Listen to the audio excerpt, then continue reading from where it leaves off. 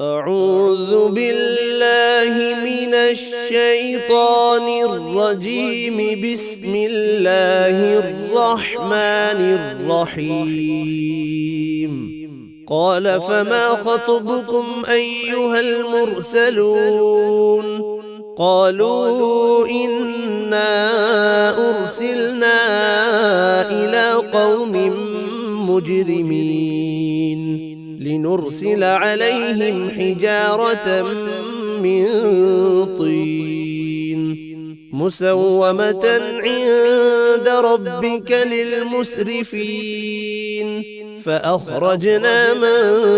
كان فيها من المؤمنين فما وجدنا فيها غير بيت من المسلمين وتركنا فيها آية للذين يخافون العذاب الأليم. وفي موسى إذ أرسلناه إلى فرعون بسلطان مبين فتولى بركنه وقال ساحر أو مجنون. فأخذناه وجنوده فنبذناهم في اليم وهو مليم. وفي عاد إذ أرسلنا عليهم الريح العقيم ما تذر من شيء أتت عليه إلا جعلته كالرميم. وفي ثمود إذ قيل لهم تمتعوا حتى حين فعتوا عن أمر ربهم فأخذتهم الصاعقة وهم ينظرون فما استطاعوا من قيام وما كانوا منتصرين. وقوم نوح من قبل إنهم كانوا قوما فاسقين. والسماء بنيناها بأيد وإنا لموسعون. والأرض فرشناها فنعم الماهدون. ومن كل شيء خلقنا زوجين لعلكم تذكرون. ففروا إلى الله إني لكم منه نذير مبين. ولا تجعلوا مع الله إلها آخر إني لكم منه نذير مبين. كذلك ما أتى الذين من قبلهم من رسول إلا قالوا ساحر أو مجنون أتواصوا به بل هم قوم طاغون. فتول عنهم فما أنت بملوم وذكر فإن الذكرى تنفع المؤمنين. وما خلقت الجن والإنس إلا ليعبدون ما أريد منهم من رزق وما أريد أن يطعمون. إن الله هو الرزاق ذو القوة المتين. فإن للذين ظلموا ذنوبا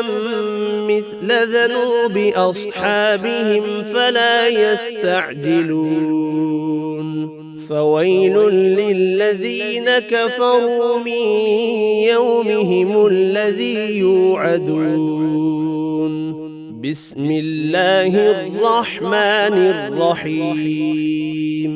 والطور وكتاب مسطور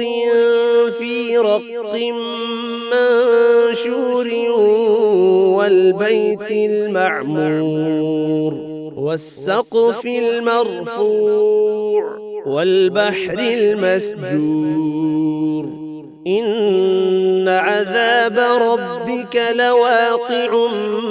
ما له من دافع يوم تمور السماء مورا وتسير الجبال سيرا فويل يومئذ للمكذبين الذين هم في خوض يلعبون يوم يدعون إلى نار جهنم دعا هذه النار التي كنتم بها تكذبون أفسحر هذا أم أنتم لا تبصرون اصلوها فاصبروا أو لا تصبروا سواء عليكم إنما تجزون ما كنتم تعملون إن المتقين في جنات ونعيم فاكهين بما آتاهم ربهم ووقاهم ربهم عذاب الجحيم كلوا واشربوا هنيئا بما كنتم تعملون متكئين على سرر مصفوفة وزوجناهم بحور عين والذين آمنوا واتبعتهم ذريتهم بإيمان ألحقنا بهم ذريتهم وما ألتناهم من عملهم من شيء كل امرئ بما كسب رهين وأمددناهم بفاكهة ولحم مما يشتهون يتنازعون فيها كأسا لا لغو فيها ولا تأثيم ويطوف عليهم غلمان لهم كأنهم لؤلؤ مكنون وأقبل بعضهم على بعض يتساءلون قالوا إنا كنا قبل في أهلنا مشفقين فمن الله علينا ووقانا عذاب السموم إنا كنا من قبل ندعوه إنه هو البر الرحيم فذكر فما أنت بنعمة ربك بكاهن ولا مجنون أم يقولون شاعر نتربص به ريب المنون قل تربصوا فإني معكم من المتربصين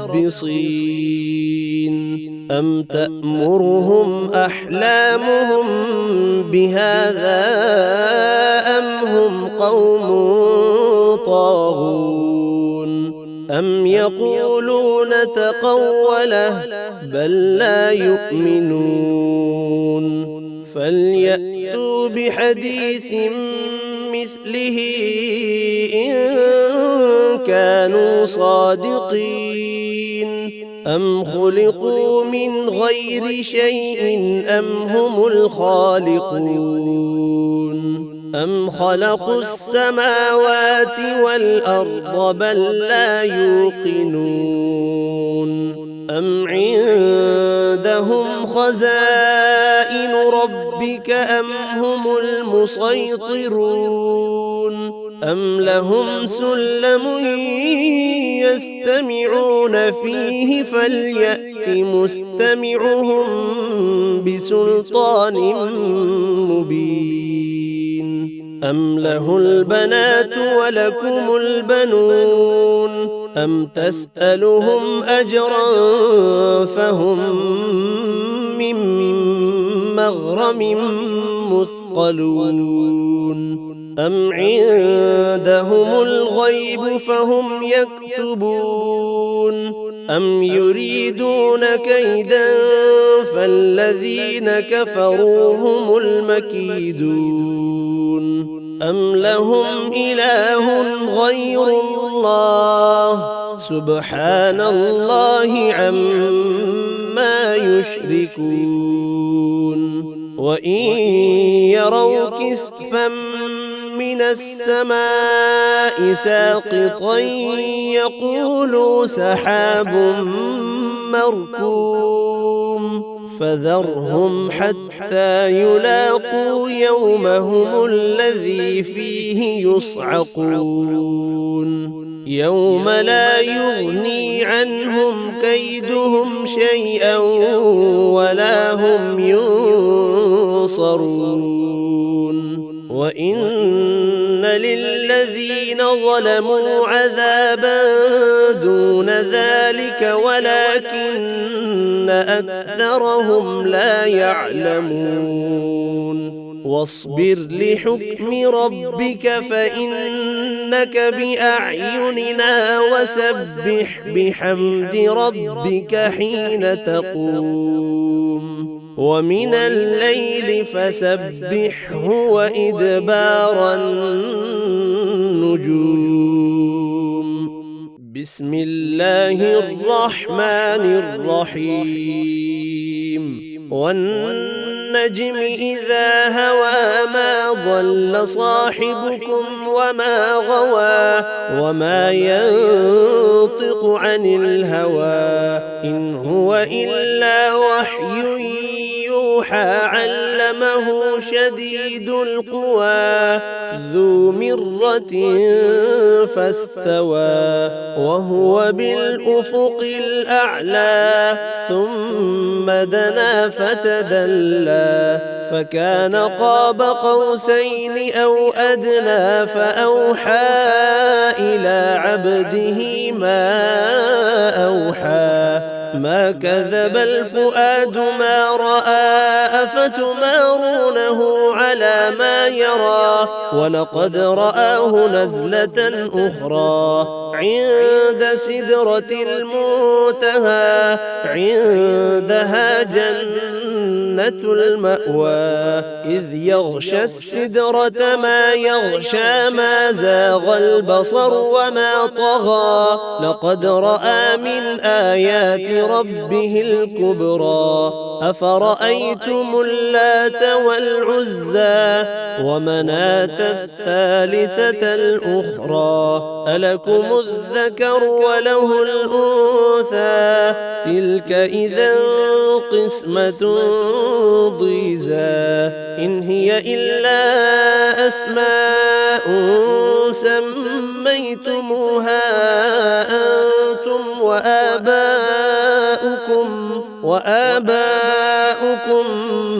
ما أنزل الله بها من سلطان إن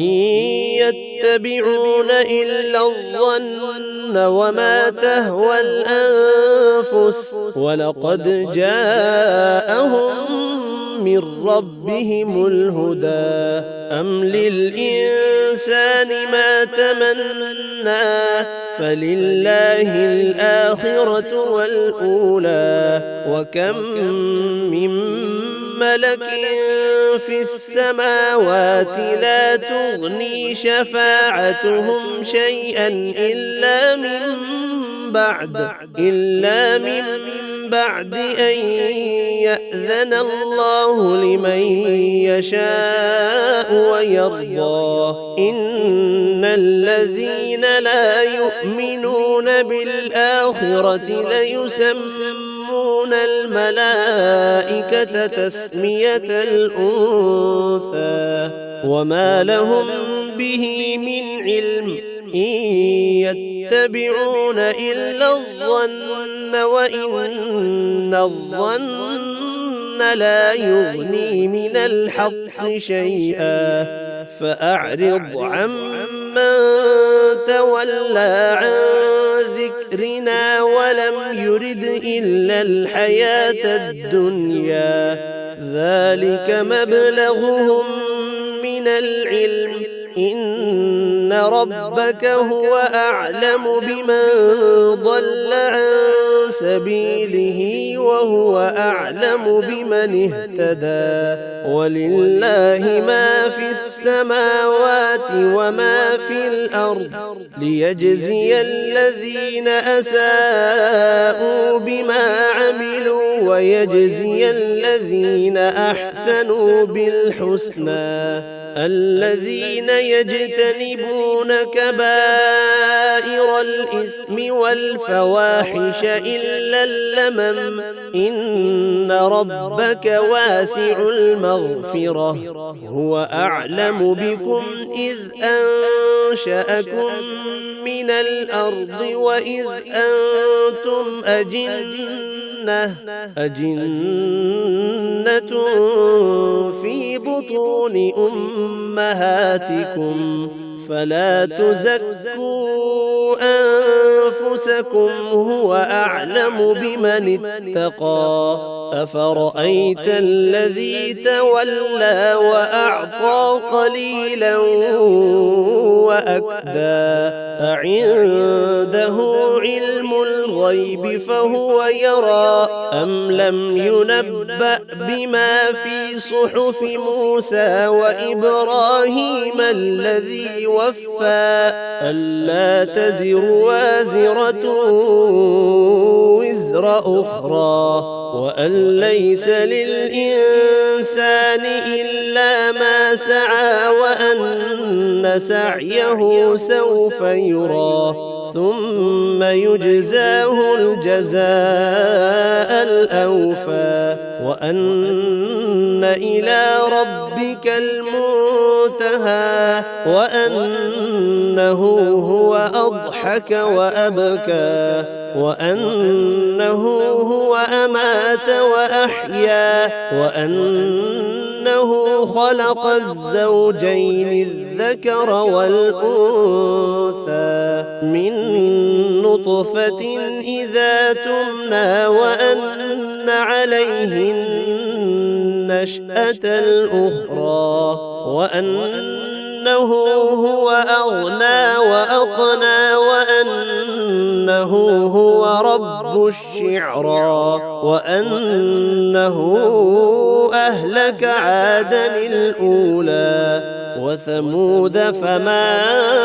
أبقى وقوم نوح من قبل إنهم كانوا هم أظلم وأطغى والمؤتفكة أهوى فغشاها ما غشى فبأي آلاء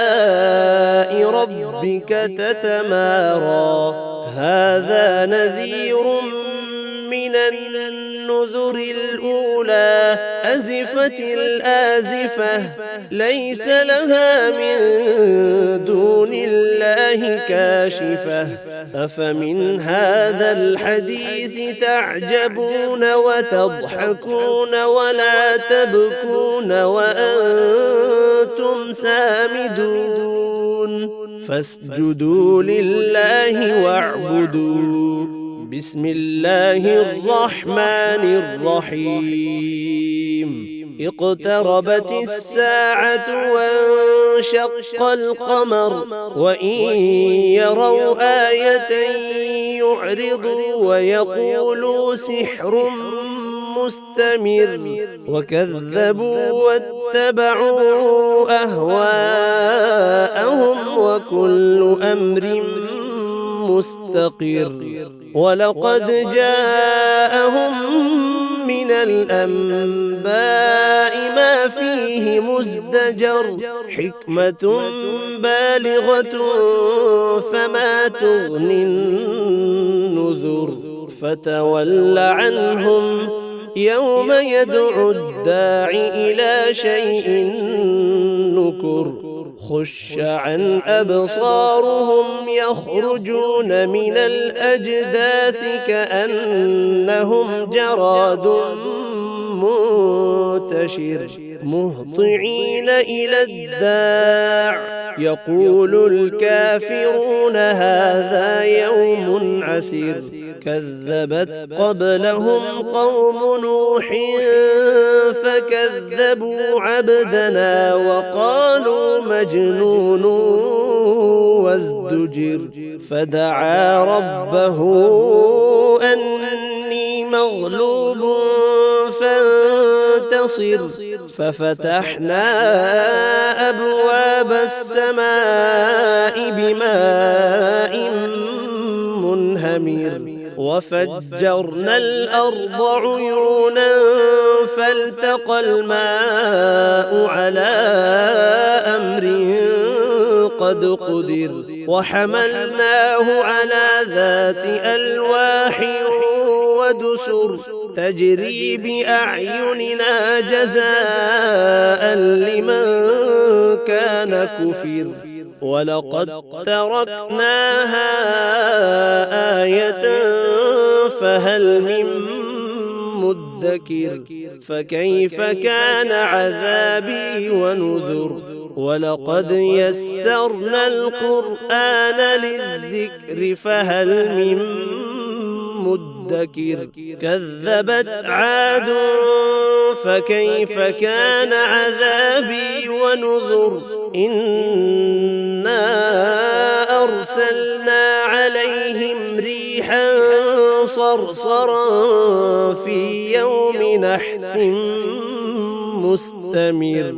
تنزع الناس كأنهم أعجاز نخل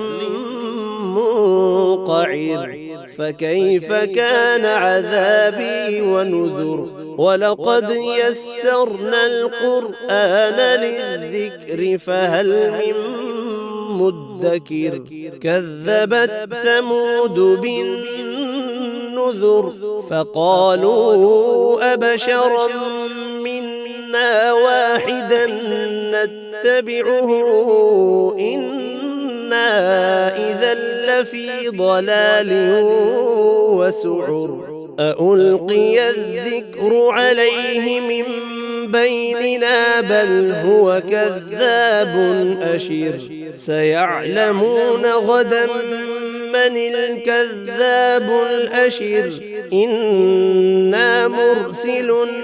الناقة فتنة لهم فارتقبهم واصطبر ونبئهم أن الماء قسمة بينهم كل شرب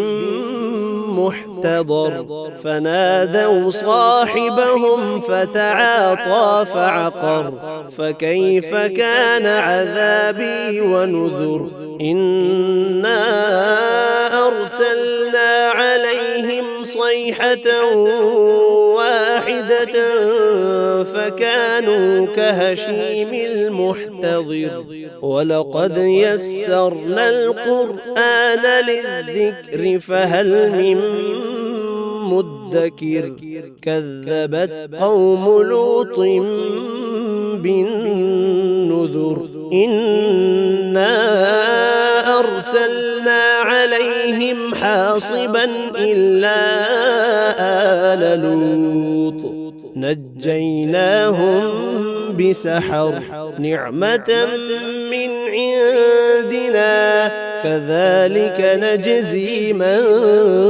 شكر ولقد أنذرهم بطشتنا فتماروا بالنذر ولقد راودوه عن ضيفه فطمسنا أعينهم فذوقوا عذابي ونذر ولقد صبحهم بكرة عذاب مستقر فذوقوا عذابي ونذر ولقد يسرنا القرآن للذكر فهل من مدكر ولقد جاء آل فرعون النذر كذبوا بآياتنا كلها فأخذناهم أخذ عزيز مقتدر أكفاركم خير من أولئكم أم لكم براءة في الزبر أم يقولون نحن جميع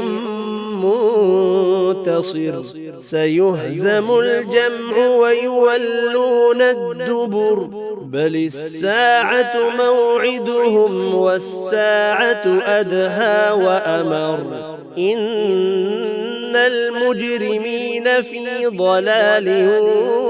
وسعر يوم يسحبون في النار على وجوههم ذوقوا مس سقر إنا كل شيء خلقناه بقدر وما أمرنا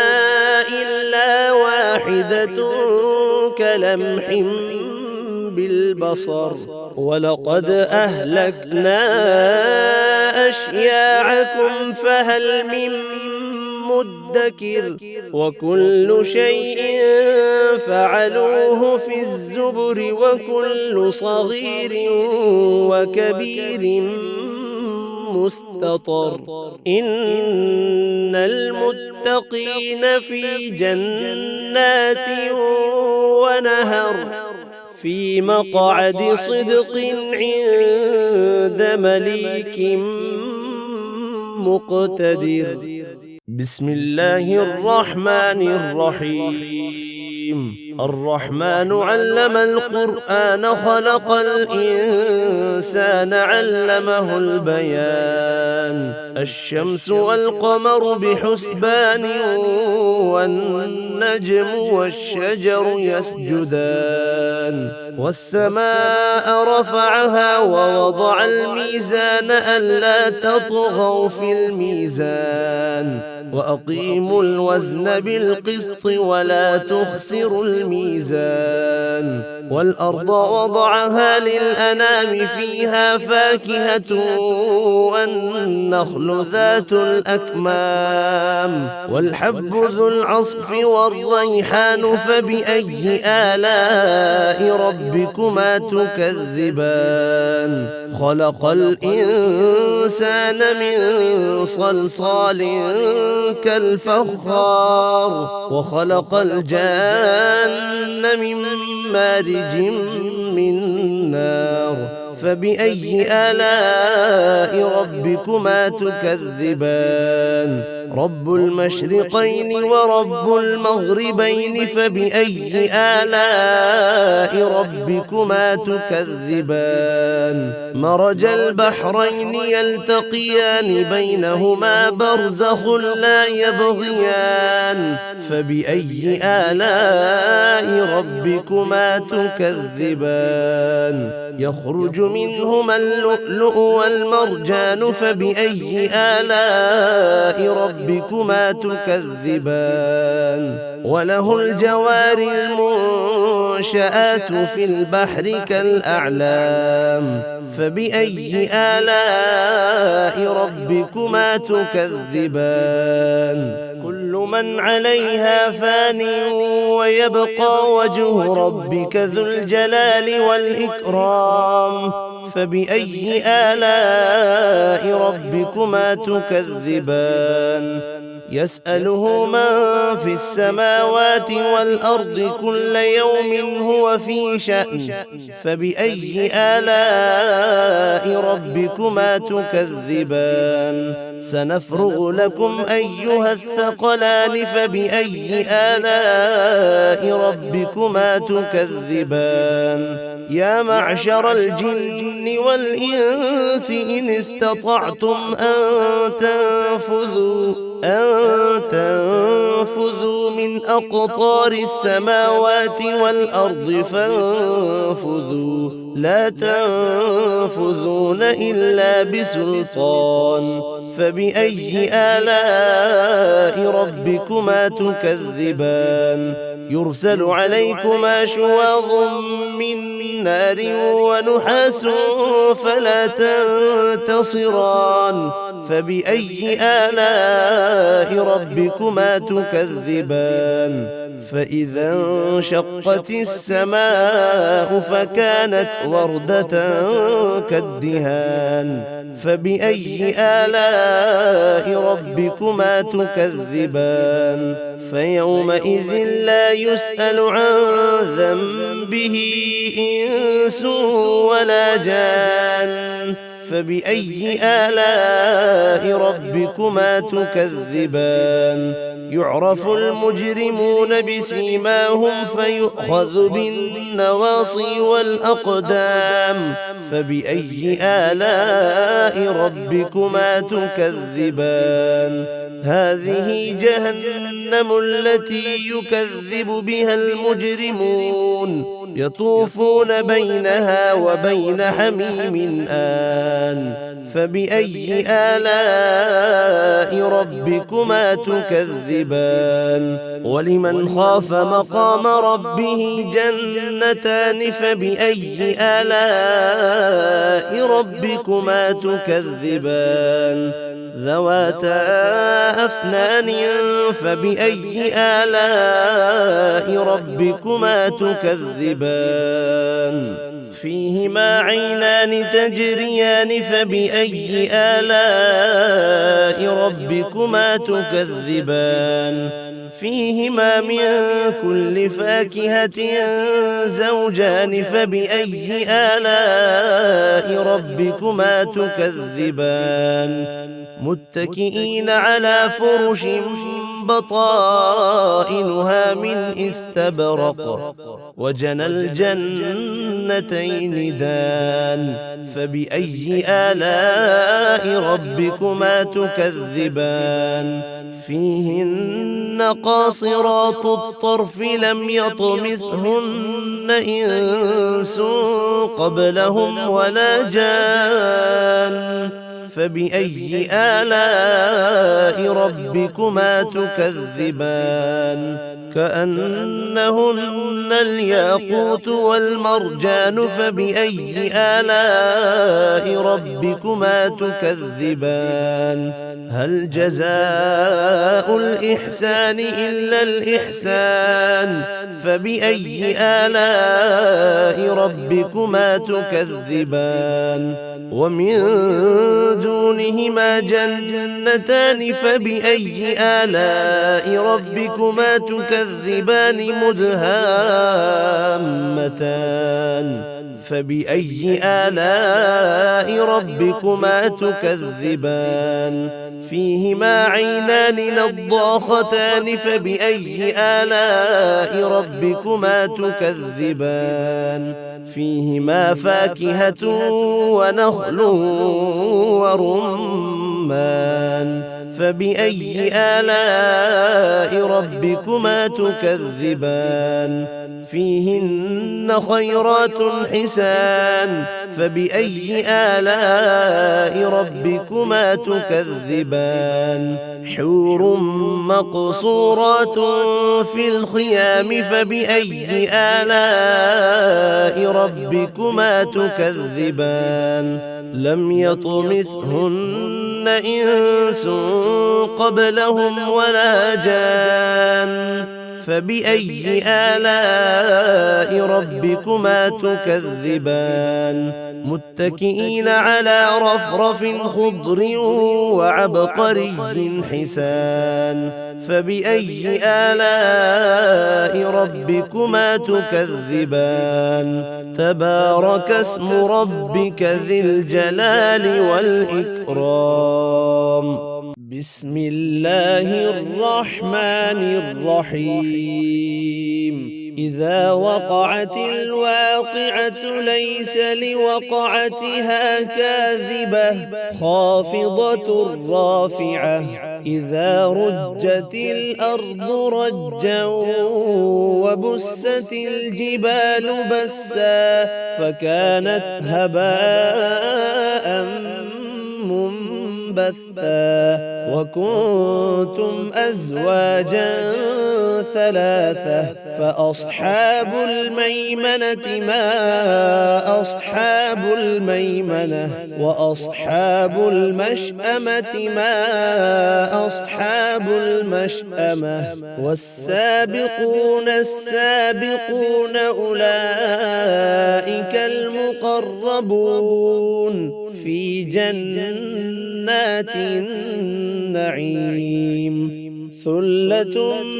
من الأولين وقليل من الآخرين على سرر موضونة متكئين عليها متقابلين يطوف عليهم ولدان مخلدون بأكواب وأباريق وكأس من معين لا يصدعون عنها ولا ينزفون وفاكهة مما يتخيرون ولحم طير مما يشتهون وحور عين كأمثال اللؤلؤ المكنون جزاء بما كانوا يعملون لا يسمعون فيها لغوا ولا تأثيما إلا قيلا سلاما سلاما وأصحاب اليمين ما أصحاب اليمين في سدر مخضود وطلح منضود وظل ممدود وماء مسكوب وفاكهة كثيرة لا مقطوعة ولا ممنوعة وفرش مرفوعة إنا أنشأناهن إنشاء فجعلناهن أبكارا عربا أترابا لأصحاب اليمين ثلة من الأولين وثلة من الآخرين وأصحاب الشمال ما أصحاب الشمال في سموم وحميم وظل من يحموم لا بارد ولا كريم إنهم كانوا قبل ذلك مترفين وكانوا يصرون على الحنث العظيم وكانوا يقولون أإذا متنا وكنا ترابا وعظاما أإنا لمبعوثون أو آباؤنا الأولون قل إن الأولين والآخرين لمجموعون إلى ميقات يوم معلوم ثم إنكم أيها الضالون المكذبون لآكلون من شجر من زقوم فمالئون منها البطون فشاربون عليه من الحميم فشاربون شرب الهيم هذا نزلهم يوم الدين نحن خلقناكم فلولا تصدقون أفرأيتم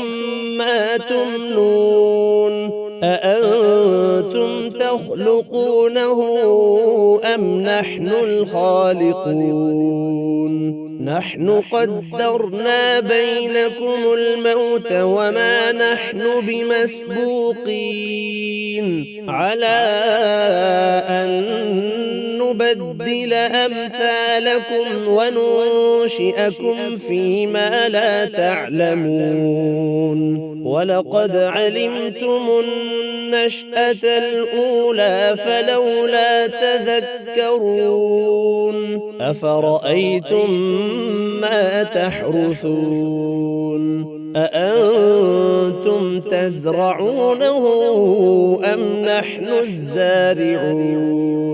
لو نشاء لجعلناه حطاما فظلتم تفكهون إنا لمغرمون بل نحن محرومون أفرأيتم الماء الذي تشربون أأنتم أنزلتموه من المزن أم نحن المنزلون لو نشاء جعلناه أجاجا فلولا تشكرون أفرأيتم النار التي تورون أأنتم أنشأتم شجرتها أم نحن المنشئون نحن جعلناها تذكرة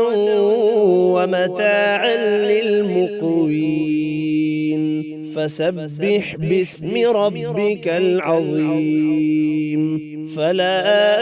أقسم بمواقع النجوم وإنه لقسم لو تعلمون عظيم إنه لقرآن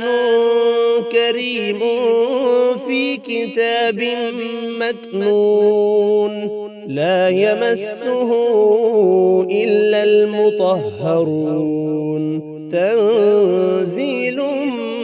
من رب العالمين أفبهذا الحديث أنتم مدهنون وتجعلون رزقكم أنكم تكذبون فلولا إذا بلغت الحلقوم وأنتم حينئذ تنظرون ونحن أقرب إليه منكم ولكن لا تبصرون فلولا إن كنتم غير مدينين ترجعونها إن كنتم صادقين فأما إن كان من المقربين فروح وريحان وجنة نعيم وأما إن كان من أصحاب اليمين فسلام لك من أصحاب اليمين وأما إن كان من المكذبين الضالين فنزل من حميم وتصلية جحيم إن هذا لهو حق اليقين فسبح باسم ربك العظيم بسم الله الرحمن الرحيم سبح لله ما في السماوات والأرض وهو العزيز الحكيم له ملك السماوات والأرض يحيي ويميت وهو على كل شيء قدير هو الأول والآخر والظاهر والباطن وهو بكل شيء عليم هو الذي خلق السماوات والأرض في 6 أيام ثم استوى على العرش يعلم ما يلج في الأرض وما يخرج منها وما ينزل من السماء وما يعرج فيها وهو معكم أينما كنتم والله بما تعملون بصير له ملك السماوات والأرض وإلى الله ترجع الأمور يولج الليل في النهار ويولج النهار في الليل وهو عليم بذات الصدور آمنوا بالله ورسوله وأنفقوا مما جعلكم مستخلفين فيه فالذين آمنوا منكم وأنفقوا لهم أجر كبير وما لكم لا تؤمنون بالله والرسول يدعوكم لتؤمنوا بربكم وقد أخذ ميثاقكم إن كنتم مؤمنين هو الذي ينزل على عبده آيات بينات ليخرجكم من الظلمات إلى النور وإن الله بكم لرؤوف رحيم وما لكم ألا تنفقوا في سبيل الله ولله ميراث السماوات والأرض لا يستوي منكم من أنفق من قبل الفتح وقاتل أولئك أعظم درجة من الذين أنفقوا من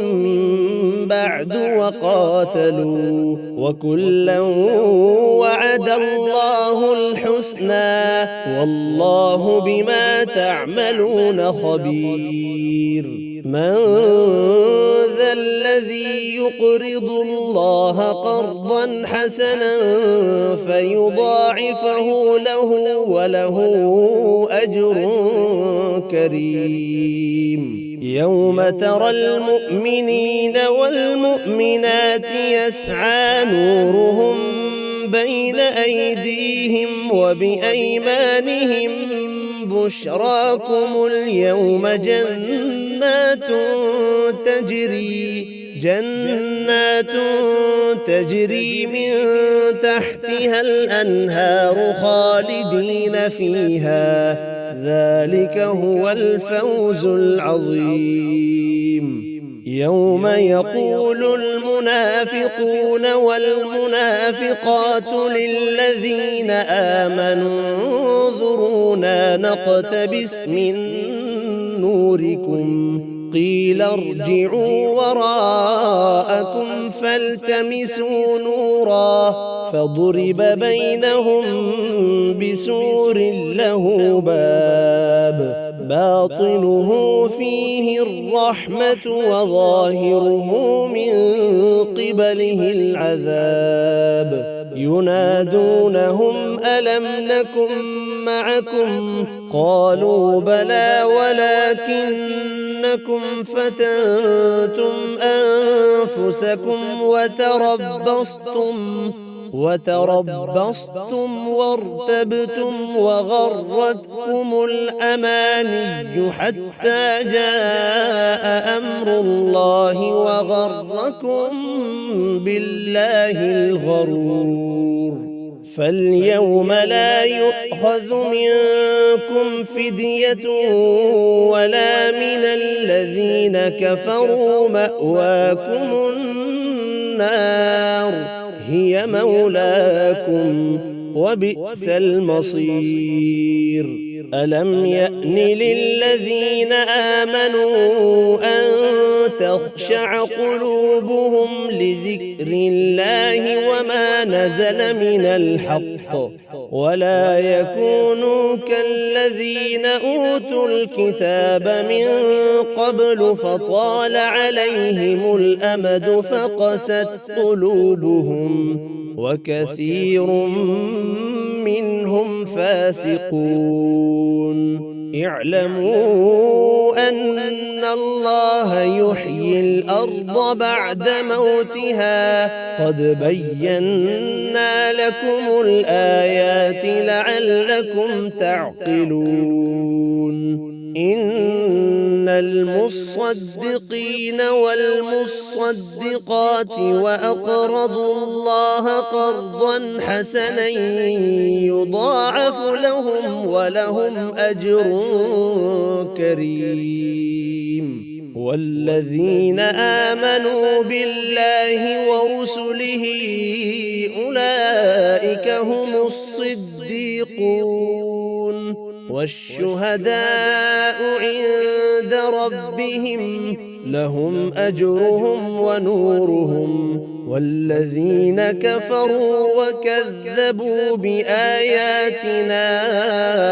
أولئك أصحاب الجحيم. اعلموا أنما الحياة الدنيا لعب ولهو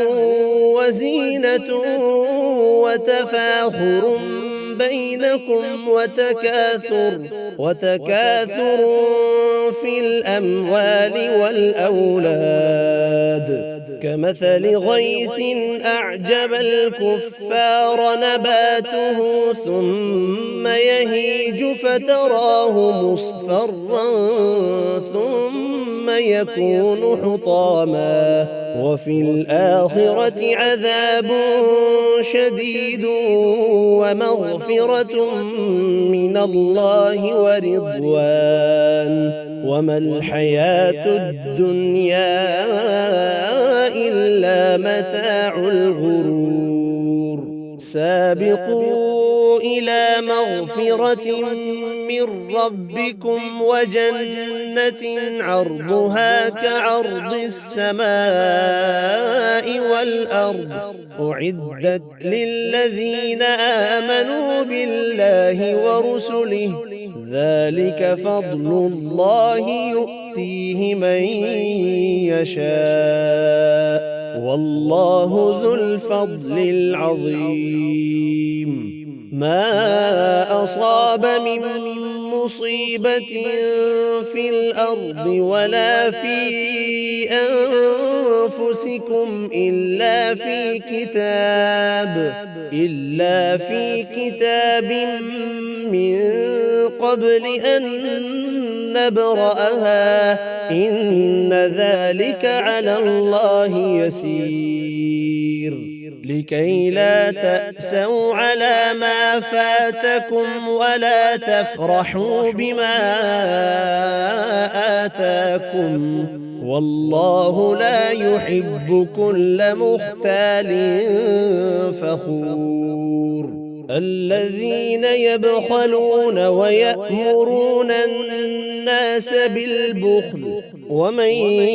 يتول فإن الله هو الغني الحميد. لقد أرسلنا رسلنا بالبينات وأنزلنا معهم الكتاب والميزان ليقوم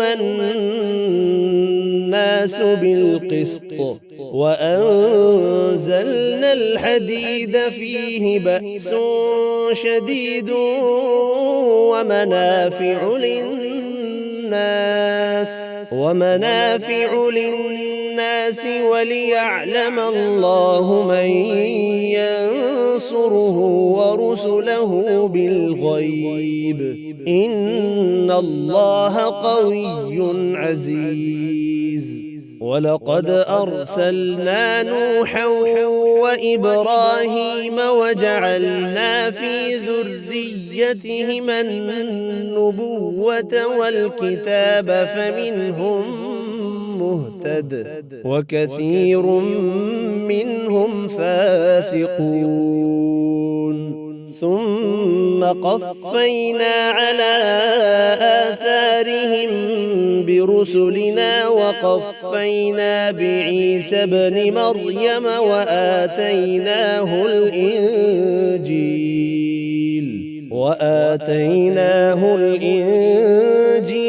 وجعلنا في قلوب الذين اتبعوه رأفة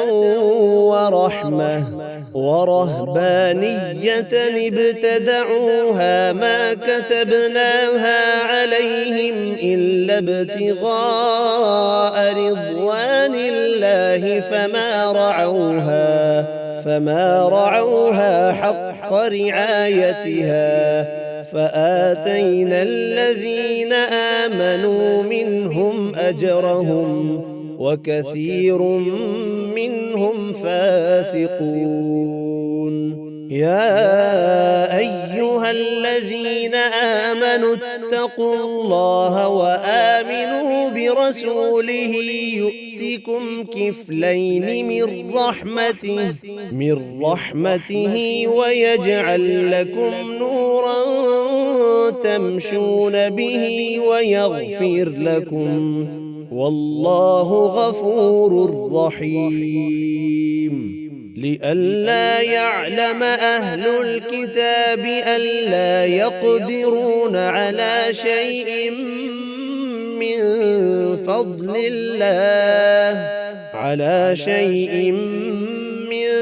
فضل الله وأن الفضل بيد الله يؤتيه من يشاء والله ذو الفضل العظيم